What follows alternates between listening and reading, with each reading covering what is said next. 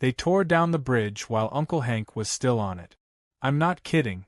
I arrived just in time to see my 75-year-old uncle, dressed in plaid pajama pants and a Yale Law hoodie, calmly sipping his morning Earl Grey as a demolition crew revved up a bulldozer 10 feet away.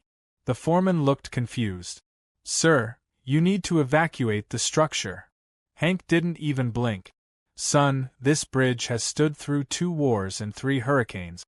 I built part of it myself with stone from a Revolutionary War quarry.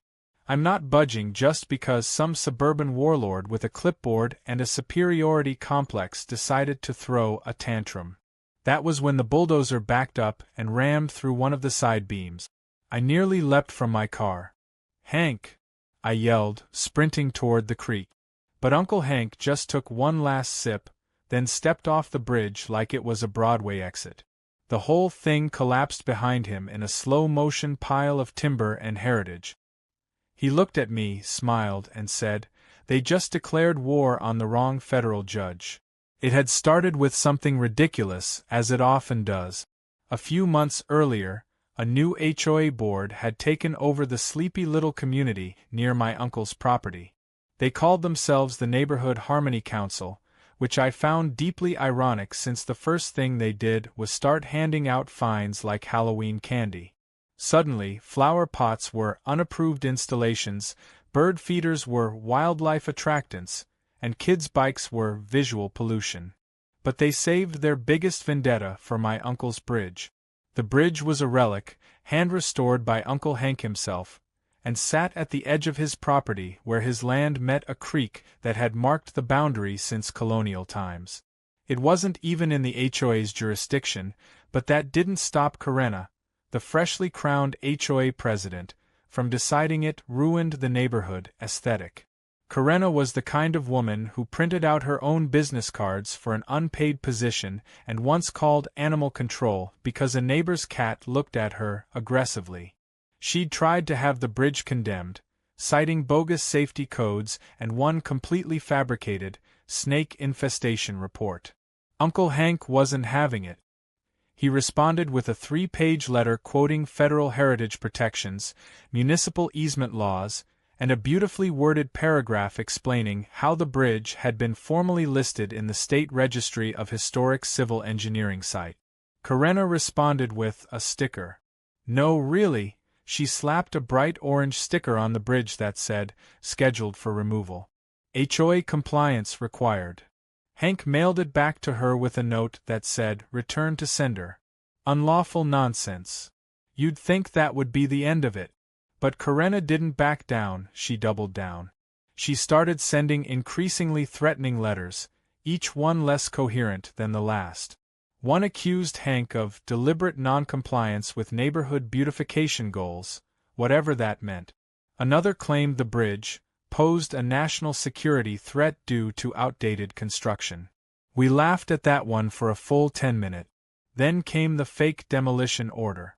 It looked official, complete with seals and a forged signature from a non-existent county inspector. Hank saw right through it, of course. He brought it inside, laid it gently on his desk, and muttered something about incompetence wearing lipstick. He called the county office to confirm it was a fake, which they did, but they also said there was no record of any HOA request for demolition approval. So we thought it was just another bluff. We didn't know Karenna had decided to take matters into her own hands. The morning of the demolition, I was driving up to spend the weekend when I saw the construction trucks rolling in from the highway. At first I thought it was roadwork, until I saw the loader's path heading straight for the creek. My stomach dropped. By the time I got there, the damage was already done. The bridge was in pieces, the contractors were packing up, and Karenna was standing at the edge with a latte in one hand and her phone in the other, live-streaming her victory over the eyesore. She actually turned to me and said, "You're welcome. Your uncle can use the main road now like a normal person." That's when Hank emerged from his house, holding a leather folder. He walked right up to her, handed her a printed copy of a federal injunction he'd had pre-written just in case, and said, "You may want to retain legal counsel." preferably someone familiar with felony vandalism and federal property laws. Corinna scoffed, waving the papers around like they were coupons. Oh please, this was just a community improvement effort. Hank tilted his head, calm as ever. Ma'am, you just unlawfully destroyed a structure that's not only historic, but also part of a federally funded restoration project. And you did so without a permit on private property, using falsified documents. You didn't just mess with a bridge. You messed with me. He turned to me and smiled, the way a chess master does after laying the trap 5 moves ago. Call your cousin in DC, tell her it's go time. My cousin, by the way, is an attorney at the Department of Justice. Hank had already put everything in motion. He knew Corinna would eventually go too far. He just didn't expect her to be this stupid, this fast. As I helped him sort through the wreckage of the bridge, I realized something chilling. The HOA didn't just overreach. They believed they were untouchable. Corinna and her clipboard brigade thought their little committee gave them the power to override law, logic, and property right. But they didn't know who they were dealing with. Hank wasn't just a retired judge. He was the kind of man who once made a billionaire cry during a courtroom cross-examination and then gave him directions to the nearest therapist. Later that night, Hank sat by the fire pit, sipping his second glass of scotch. You know, he said, some people build bridges. Others burn them. Corinna? She just blew hers up. And I'm going to make sure she drowns in the consequences. I believed him. Because when Uncle Hank says he's going to do something, the world shifts to make room. The HOA had no idea what was coming. But they were about to find out. The next morning, Uncle Hank was already at the kitchen table surrounded by documents, coffee brewing, printer whirring, and a stack of manila folders labeled like a law office in overdrive. You'd think he was preparing for a Supreme Court hearing, not responding to an overzealous HOA with a grudge against wooden infrastructure. I offered to make eggs, but he just waved a hand. No time. Justice first, cholesterol second. He wasn't angry in the way you'd expect. No shouting, no storming around. He was calm, calculated, which, frankly, was way scarier. I'd seen this exact expression on his face during a televised corruption trial, right before he reduced a state senator to tears and a fine worth 4 Teslas. He had already printed out satellite images, land records, and state preservation registry documents. We're building a case, he said, tapping the table. The goal isn't just a slap on the wrist. I want the wrist, the arm, and the HOA charter shredded for firewood. His precision was almost surgical. He already had the HOA's bylaws pulled up, annotated with legal references. He found a clause that clearly stated the HOA had no authority over private property bordering the creek. Then another clause that forbade the use of HOA funds for non-approved projects. And then the golden nugget, a clause about unauthorized destruction of third-party property, which, ironically, meant Corinna might have just violated her own precious rules in about 6 different ways. By noon, we were on our way to the county assessor's office. The clerk behind the desk perked up when she saw Uncle Hank. "Judge Halvorsen," she said, half whispering, half gasping, like she'd just seen a movie star. Hank gave her a courteous nod. "Just here for the fireworks paperwork." That earned a confused look until he slid a copy of the forged demolition order across the counter. Her eyes widened. Oh, this is not good. This isn't even our seal. It's from Parks and Recreation. And it's misspelled." Hank chuckled. Classic Corinna. Can't even counterfeit properly. We left with a notarized statement that no such permit had ever been requested or approved, along with 2 internal memos from the city's Historical Preservation Committee, both confirming that the bridge was under active protection status. Apparently, the paperwork for a federal restoration grant had just cleared the week before. Corinna had essentially bulldozed a national heritage site. Not a great look for someone whose biggest claim to fame was once getting HOA approval for blue hydrangeas on the neighborhood entryway. Back at the house, we weren't alone. A local contractor named Mitchell, One of the guys who had operated the equipment was waiting at the gate. Nervous. Guilty. Wearing the universal uniform of a man about to confess. Baseball cap, work boots, and hands fidgeting in pockets. "I didn't know," he said quickly. "I swear I didn't. We just got a work order from the HOA. Said it was a nuisance removal. No permit. No questions." Uncle Hank motioned for him to sit. He offered the man lemonade like it was an old Southern courtroom drama. "Mitchell told us everything. Corinna had paid cash up front. Showed them the fake document. Told them Hank was senile and the bridge was a liability. I didn't believe it," Mitchell said, "but she threatened to get us blacklisted from future jobs in the neighborhood." Uncle Hank wrote everything down. Then asked one question. "Do you mind repeating that on camera?" To my surprise, Mitchell agreed. He even agreed to hand over the work order, complete with Corinna's signature and her personal notes scribbled in the margins. My favorite part? A line that read, "Destroy it before the state can stop us." We knew what we had wasn't just good, it was explosive. But Uncle Hank wanted more. That evening, he invited his old friend Jody over for dinner. Jody wasn't just a lawyer. She was the current director of the State Historical Infrastructure Trust, and she had the authority to trigger a state-level investigation into destruction of heritage landmarks. Over barbecue ribs and cornbread, Jody looked over the evidence and whistled. "This is bad," she said. "Like, career-ending bad. Possibly criminal." Hank just nodded, pouring her a glass of bourbon.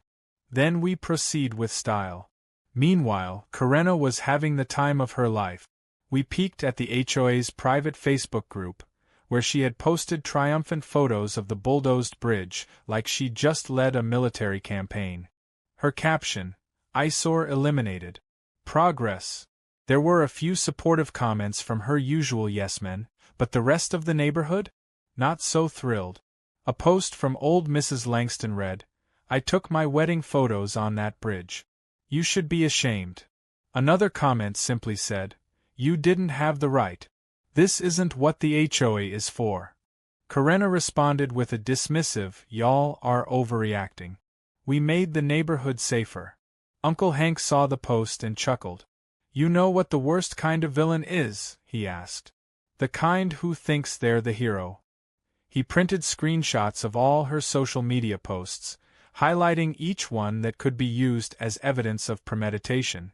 Then, in what might have been the most unexpectedly brilliant moment of the day, he drafted an open letter to the neighborhood and mailed hard copies to every single resident. The letter explained the legal violations, the historic status of the bridge, the forged documents, and Corinna's personal role in orchestrating the illegal demolition. It was clear, professional, and devastating. 2 days later, Corinna called an emergency HOA meeting. It was supposed to be a damage control session, but it turned into a roast. We didn't attend, of course, we just waited for the aftermath. One of the board members, visibly shaken, came by that night and rang the doorbell. He handed us a thumb drive. "I recorded the meeting," he said. "I think you'll want to hear it." He walked away without another word. We listened to it that night. Corinna tried to spin everything, claimed Hank was manipulating the law, that the bridge was never protected, that the state records were wrong. But then someone asked why she didn't wait for a real permit. Why she paid cash. Why she forged the order. Her answer? Because I knew they'd say no. And I'm not letting a retired judge bully me. That was her fatal mistake, not just legally, but narratively. She turned this into a personal war. And Hank? He wasn't just going to win. He was going to make sure it was written into case law. As the fire crackled and the stars came out, Hank sat back in his chair and exhaled. "We've got the evidence, the witnesses, the timeline, and the motive. All we need now is a courtroom." He looked over at me. "And I think it's time I reminded a few people why I still have a federal judge's parking pass." Uncle Hank filed the lawsuit 3 days later, and it landed in the district court like a thunderclap. Civil suit for property destruction, fraudulent misrepresentation, abuse of authority, trespassing, and violation of federal historical protection statute. And just for good measure, he threw in a personal claim for emotional distress, which, knowing Hank, was less about money and more about poetic punctuation. The moment the papers were officially filed, the energy around the neighborhood shifted. It was like the HOA board had just discovered they weren't operating with diplomatic immunity. People started whispering in grocery stores, dogs barked louder when Karenna walked by, and the Facebook group went eerily quiet. Of course, Karenna didn't take it lying down. She marched into a town hall meeting in 6-inch heels and a blouse that looked like it had been stolen from a 90s courtroom drama. She made a speech about vindictive legal harassment and a smear campaign by a bitter old man clinging to outdated traditions. But no one cheered this time. No one even clapped. In fact, a few members of her own board avoided eye contact altogether. That same evening, she hired a lawyer, a local guy named Brock Lansing who wore sports sunglasses on his head indoors and called himself the Legal Hammer on his billboards. Hank glanced at his online profile, chuckled and said, "He's a personal injury guy. Perfect. She'll need that expertise when this backfires." Karenna's camp filed a response loaded with deflections. They claimed the bridge was on shared communal land, that Hank had failed to maintain it, and that the HOA acted in the best interest of neighborhood safety.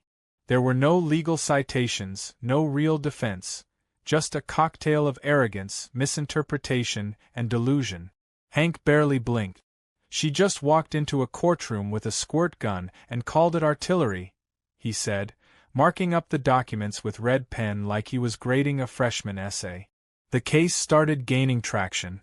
Local media picked up the story with headlines like "HOA demolishes historic bridge," "Judge fights back," and "Neighborhood drama turns federal." A reporter even came to the house, hoping for an interview. Hank declined, but he did offer her coffee and a copy of the lawsuit.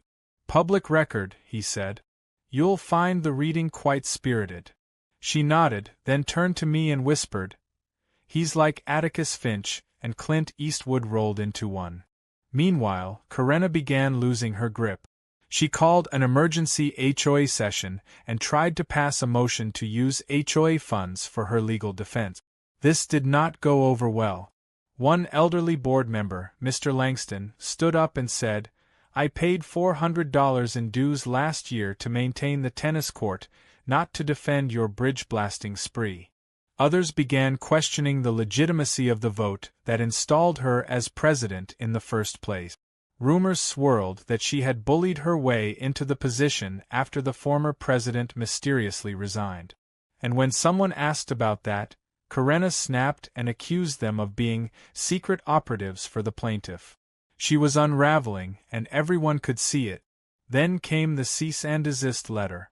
Karenna, or more likely her dollar store litigator, sent a letter demanding Hank cease all defamatory and harassing behavior, including filing the lawsuit, sending letters to neighbors, and inciting public hysteria. Hank read it aloud over breakfast, pausing only to sip his tea. "This is adorable," he said. "I should frame it next to my federal appointment certificate." Then he wrote a rebuttal so thorough it made the original letter look like a scribble on a napkin.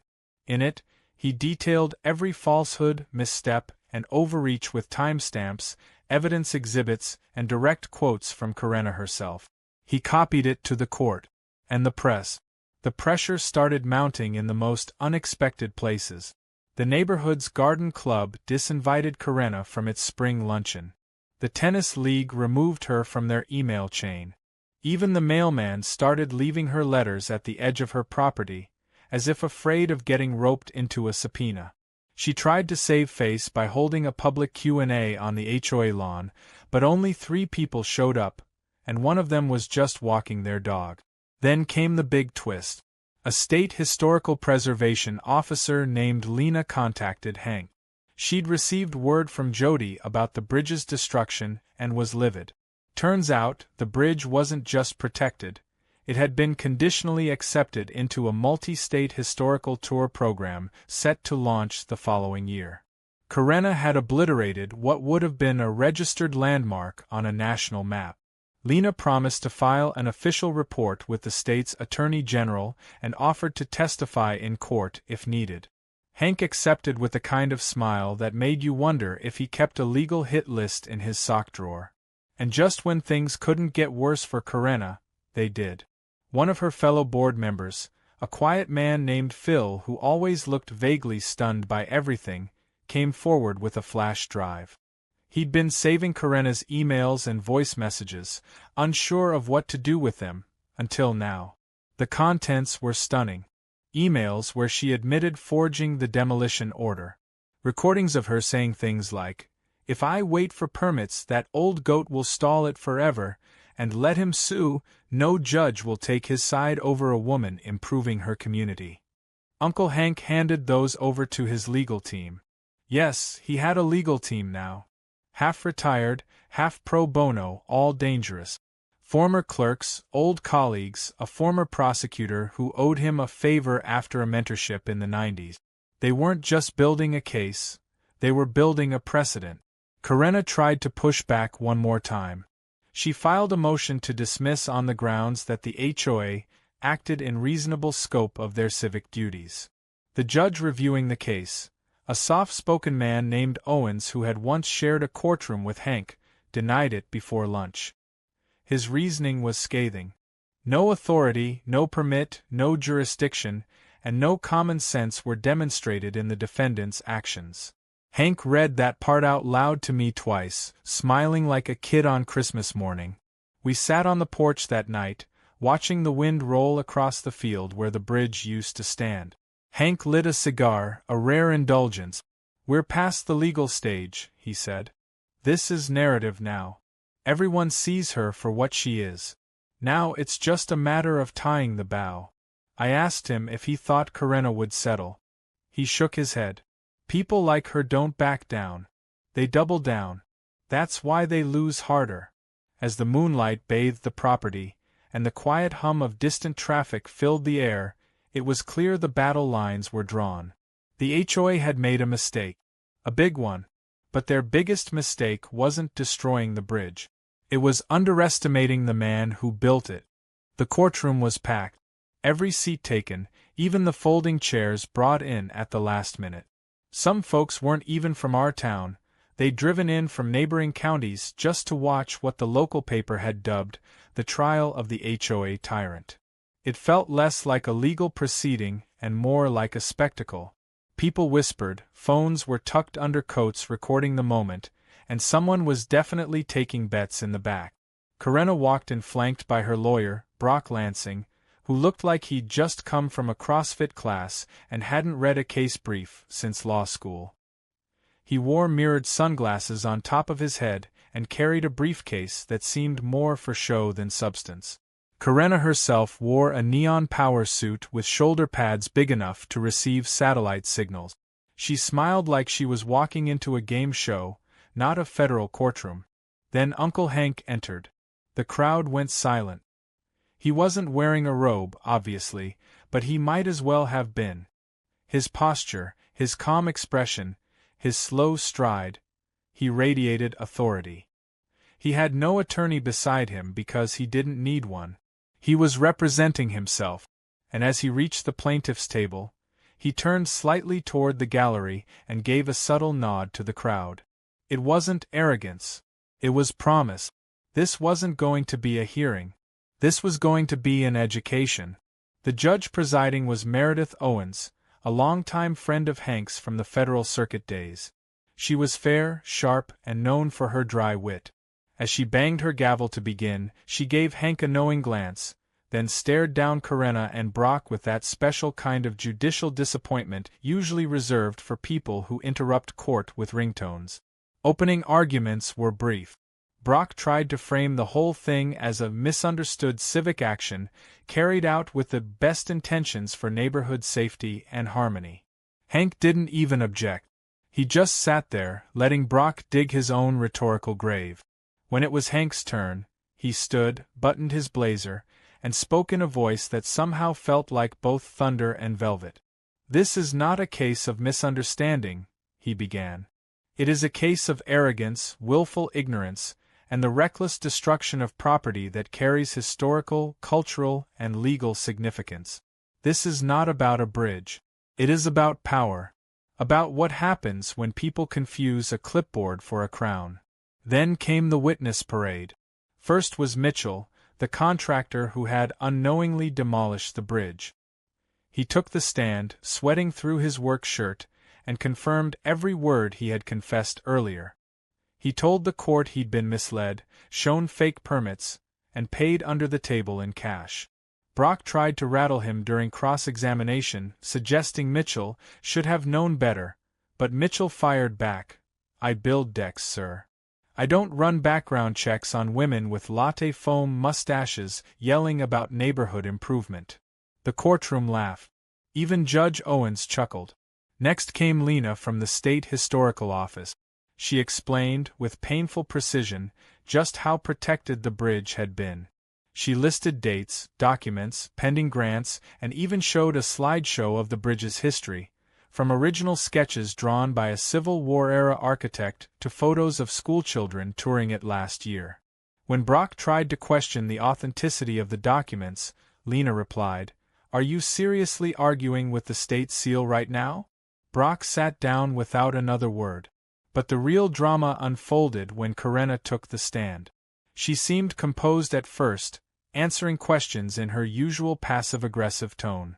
"I merely sought to beautify our shared environment," she said. The structure in question was unsightly, overgrown, and obstructive. Hank let her ramble, waiting patiently, and then began his cross.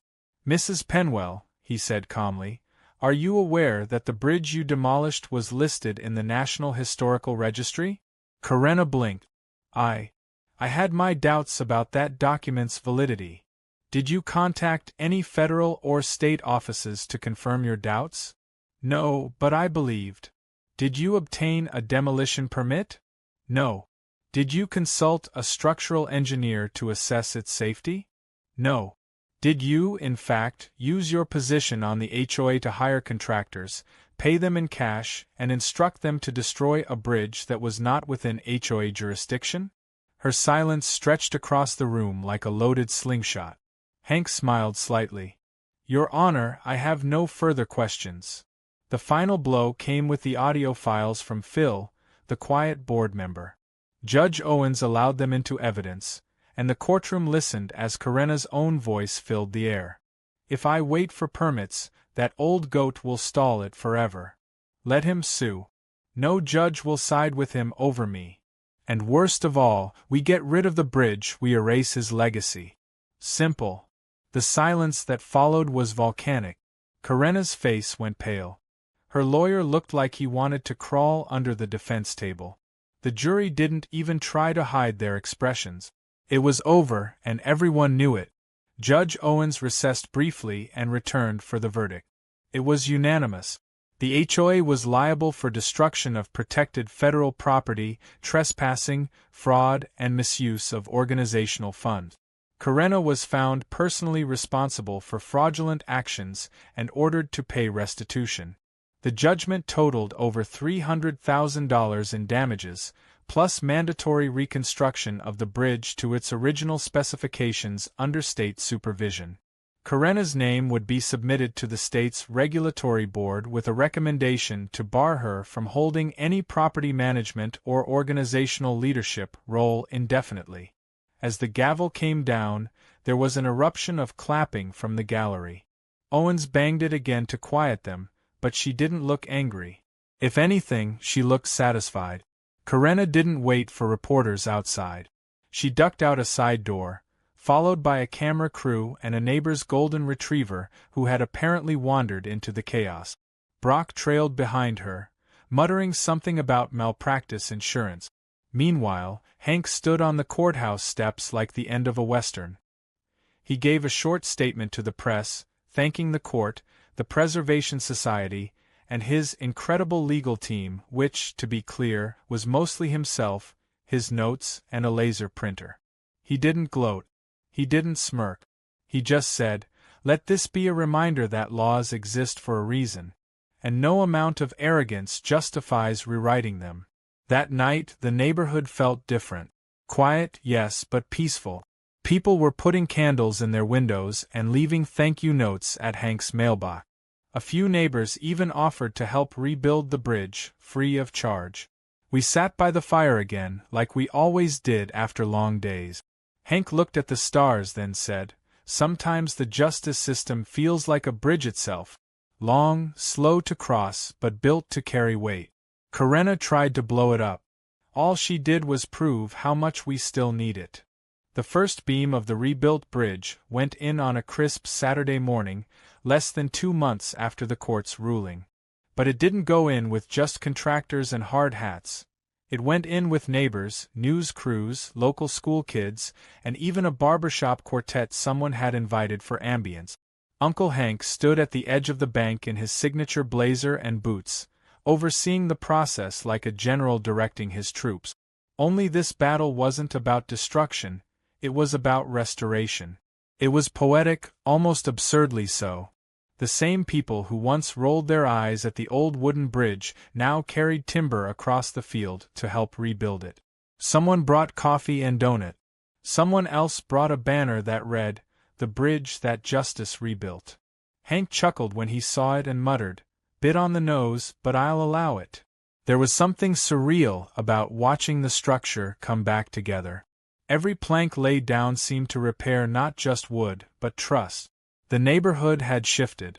People who hadn't spoken to each other in years were now shoulder to shoulder, swinging hammers and passing screws. A teenage kid who'd once spray-painted his name on a fence offered to stain the railings. Even old Mrs. Langston, who hadn't left her house for community events in 5 years, came by to plant wildflowers by the creek's edge. Hank never asked anyone for help. They showed up anyway. Meanwhile, Karenna had vanished. After the verdict, she went completely dark. No HOA meetings, no posts, not even passive-aggressive lawn signs. She tried to appeal the ruling, but the judge dismissed it so fast the paperwork hadn't even cooled from the printer. Rumor had it she'd put her house up for sale, though no one had seen a realtor's sign. Someone claimed she was hiding in a relative's cabin 2 towns over, but no one cared enough to verify it. She was done. Her reign ended not with a bang but with the soft rustling of HOA newsletters being rewritten. The final piece of the bridge went in on a warm Friday afternoon, and the grand reopening was scheduled for the next day. Hank insisted it be a community event. No big speeches, no press junket, just the people, the bridge, and maybe some ribs if he could get the smoker going in time. But the state had other ideas. Apparently word had traveled far and wide, and a state senator was now planning to attend, along with the head of the Historical Preservation Council. They wanted to formally designate the bridge as a cultural landmark and install a plaque in honor of its resilience against unauthorized destruction. Hank groaned when he heard it. "I'm not dead. Don't put me on a plaque yet." Still, he showed up sharp the next day, clean-shaven and wearing a tailored suit that hadn't seen daylight in a decade. The event was packed. Children played near the water's edge, musicians played acoustic folk songs, and someone set up a lemonade stand that turned into a surprisingly profitable side hustle. The senator gave a speech, but the crowd mostly tuned out until she got to the good part. The bridge was now not only protected at the state level, it was listed on a federal registry for culturally significant infrastructure. There would be educational tours, school field trips, and even a spot on an upcoming documentary about grassroots justice. Then came the surprise twist. Hank was handed a certificate, not just commemorating the bridge, but recognizing him personally for his contributions to the protection of public heritage and civic integrity. The senator called him a guardian of both history and law. For a moment, Hank looked genuinely moved. Not emotional, exactly. Hank didn't do tears, but there was a softness in his eyes. He raised the certificate and said simply, "I didn't do it alone." Then he pointed at the crowd and added, "We did this. We all said no to overreach, and yes to doing things the right way." The plaque was unveiled shortly after. It read, This bridge stands as a symbol of justice, perseverance, and community. Rebuilt not only in timber, but in trust. Destroyed by arrogance, restored by unity. Below that, a smaller inscription, dedicated to Judge Henry Halvorson and all who stood by the law. Hank grimaced and muttered, "Could have just said bridge, back again." But I saw him glance at it more than once that day. The days that followed were quiet but bright. The creek sparkled again. Children ran across the bridge like it was a playground. The town even started planning an annual festival to celebrate the community's resilience. Bridge Day, they called it. It involved food trucks, local vendors, and, somehow, a pie-eating contest that got wildly out of hand by year 2. Hank never officially endorsed the festival, but he never missed one either. As for Karenna, her story ended with far less celebration. Her house sat on the market for months before finally selling at a steep discount. The new owners tore down her garden gnome army and donated the patio furniture she'd hoarded like it was gold. Last we heard, she was trying to start fresh in a new neighborhood, but her name followed her like a shadow. Apparently, when the new HOA Googled her, the trial transcripts popped up first. She didn't get elected to anything. Hank received invitations to speak at 2 law schools and a preservation conference, both of which he turned down with polite note. "Too much talking," he said. "Let the bridge do the speaking now." But he did agree to give a short interview for a local podcast called Civic Courage, where he shared his perspective. He kept it short and sharp. Know your rights, stand your ground, and never let someone with a name tag and a god complex dictate what you can do on your own land. One evening, as the sun dipped behind the trees and cast long golden shadows across the creek, I walked the bridge with Hank. It creaked just a little under our steps, comforting, solid, familiar. He stopped at the middle, leaned on the railing, and looked out over the water. "Funny thing about bridges," he said. "They're not just connections between land. They're tests. Tests of strength, of patience, of time. Some fall. But the ones that matter? They rise again." He reached into his pocket and handed me a small envelope. Inside was a deed transfer. My name, in black ink, officially listed as the co-owner of the land the bridge stood on. "You're next," he said. "I fought my battle.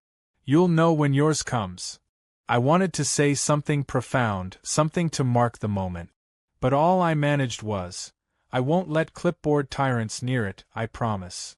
He laughed, full and deep, the kind of laugh that comes when the storm has passed and the sky is clear.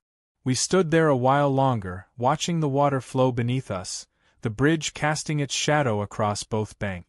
It stood strong, unmoved, exactly where it belonged. And this time, it was never going anywhere,